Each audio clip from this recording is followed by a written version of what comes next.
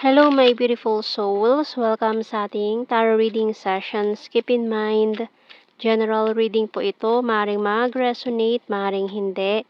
Kunin nyo na lang po kung para sa inyo and leave the rest. Maring mag-shift ng energies or magkabaliktad ang sitwasyon. Kaya kayo na pong bahala kung saan kayo nakalugar sa reading natin. Okay? So, let's see. Wow, 2 cards pa lang na to. Ang ganda na, oh. Okay, tingnan muna natin yung mga cards. We have here, wow, 3 of Cups. The 9 of Swords, 6 of Swords, and the 7 of Wands. This is the Star, and the 2 of Cups. Bottom card natin, Knight of Cups. Wow! So, meron ka ditong hinihiling. Kung ano itong hinahangad ng puso mo ay ibibigay sa'yo ngayon. Oh, napakaganda naman ng message natin dito na kung ano man itong hinihiling ng puso mo, yun ang ipagkakaloob sa'yo ngayon.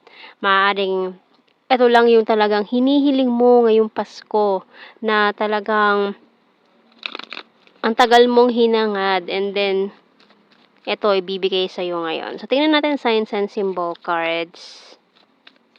Marami rin mga mangyayari ngayon na pagpapatawad. Ayan. Magkakaroon ng kapatawaran with your family, loved ones, communication, kahit na nasa ilalim tayo ng Mercury retrograde ngayon. Kasi, it's holiday season, talagang normal na nangyayari yan na doon ang mga communication sa mga magkakamag-anak, loved ones, 'di ba? So we have the sweets and snake. Kaso etong time na rin na to ay maraming mga magbabalik na mga past person. Lalo na kasi etong 2023 talagang ni-reveal niya yung mga karmic relationships. Kaya maraming breakups na nangyari ngayon kasi na-reveal yung mga karmic partner, mga karmic relationship, kahit sa family ay maraming nagkaroon ng miscommunication, hidwaan, na maaaring magkaroon ng kapatawaran ngayon. So, ibig sabihin, hindi naman porke nakipag-communicate sa'yo si past, si ex, babalikan mo na. Hindi naman ganun. Kasi it's about a lesson na kailangan mong matutunan. Kaya bumabalik yung mga yan.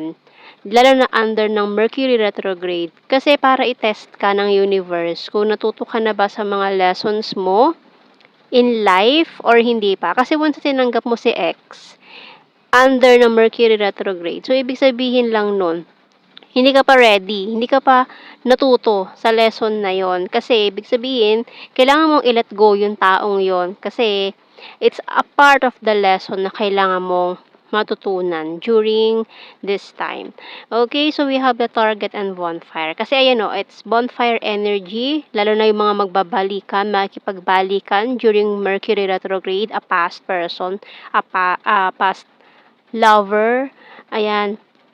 Kasi mga karmics yan Kasi ni-reveal na yung mga karmic cycles ngayon So, kung babalikan mo na naman itong karmic mo, hindi ka matututo ng lesson mo. Hindi mo makikita yung talagang tao na inilaan sa'yo or itong tao na para sa'yo.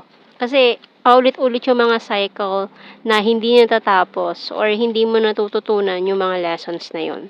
Okay? So, itong season na to, it's about giving ng pagpapatawad. So, hanggang dun na lang magpatawaran, pero about sa balikan, hindi maganda makapagbalikan ngayon, especially during Mercury retrograde.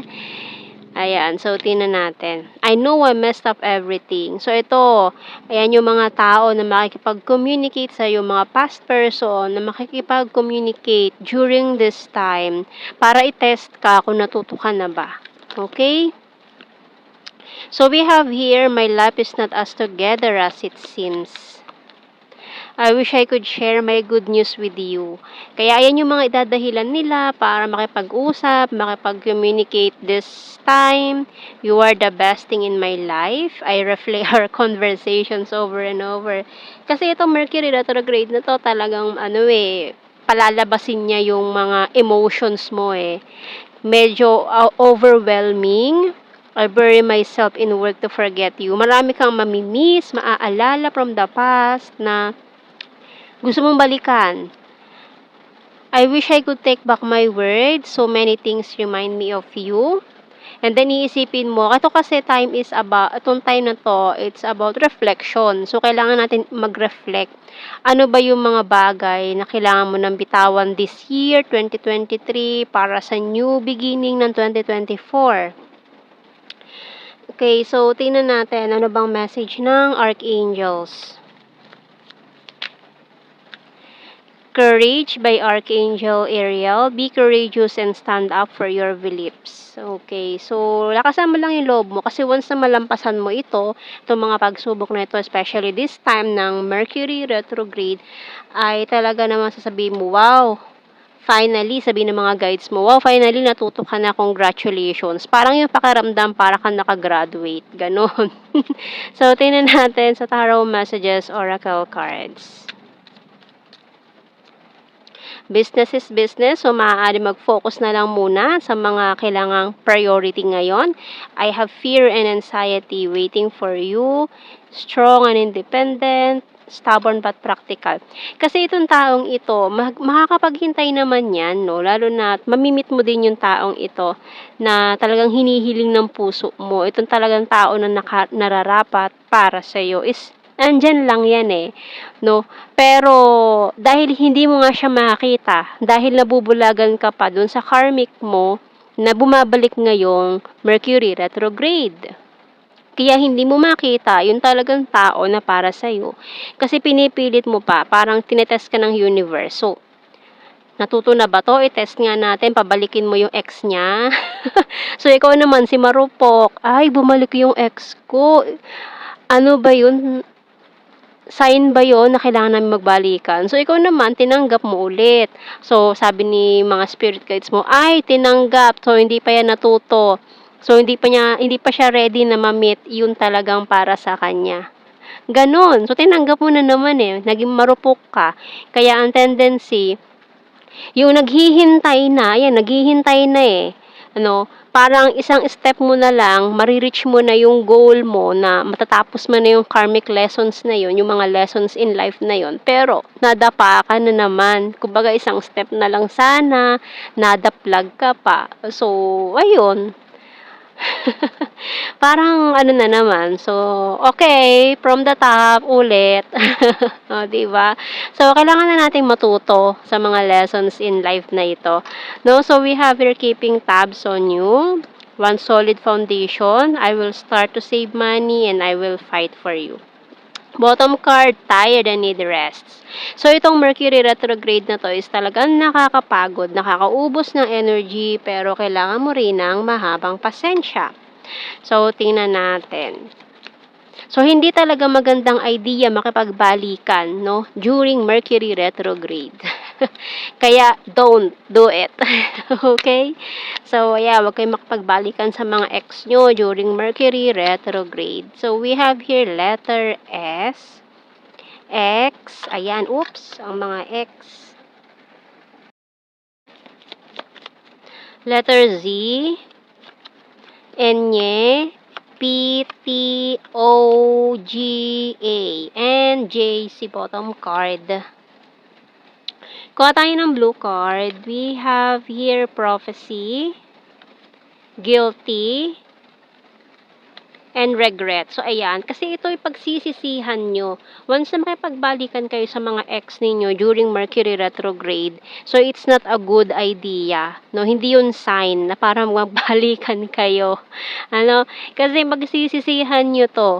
Ayan. Isang mga maling pagkakamali na naman yan na kailangan nyong iwasan. Lalo na ngayon hanggang January Actually, 1 or 2. Ayan, January 1 or 2. Sa Philippines yata is, hanggang 2, ganyan. So, nasaan na yung card ko? Kaya iwas-iwasan muna 'yan, ha. Okay, so tingnan natin general signs and messages. So kung kayo talaga, ayan, hintayin mo matapos muna yung Mercury retrograde 'no. Kasi mahirap mag-reach out ngayon, lalo na at under tayo ng okay lang magkapatawaran kayo, pero yung balikan, it's not a good idea. Okay, so tingnan natin water sign, yung mga emotional. Kasi this Mercury retrograde is very emotional. Ilalabas niya talaga yung mga emotions mo, diyan lalabas yung mga anxiety, depression, yung parang bigla ka na lang iiyak, bakit gano'n, mood swings, bakit maalala mo bigla yung sobrang painful experience na naramdaman mo tapos bigla ka na lang mag-e-emote, mga ganyan. So, we have here number 9, animal lover, party animal. Number 5, mountain card. So, mag-focus na lang muna tayo sa mga goals. Ayan, talented, Libra, lake. Kasi, pag nalampasan mo to, ayan, saka natin makikita ano ba talaga para sa atin, kung ano ba talaga yung the best option for you, kung sino ba yung nakalaan sa'yo. Ayan, kasi talaga itetest ka ng universe ngayon eh. We have September, fantastic friend, confusing, ayan oh, nakaka-confuse talaga. Kaya it's not a good idea talaga na bumalik sa ex during this time, okay? So, we have number 8 and November. Soon. Ayan, soon ha, hindi now. We have flower farm. December, creepy stalker. Ayan, so may mga nag-i-stalk na. Okay, number 1, April and other country. We have Sword, Gemini, Libra, Aquarius, Sagittarius, and Fire sign, Aries, Leo, Sag. So, ayan ang ating reading, my beautiful souls. Thank you for watching. Take care and God bless. See you in our next reading, guys. Bye-bye.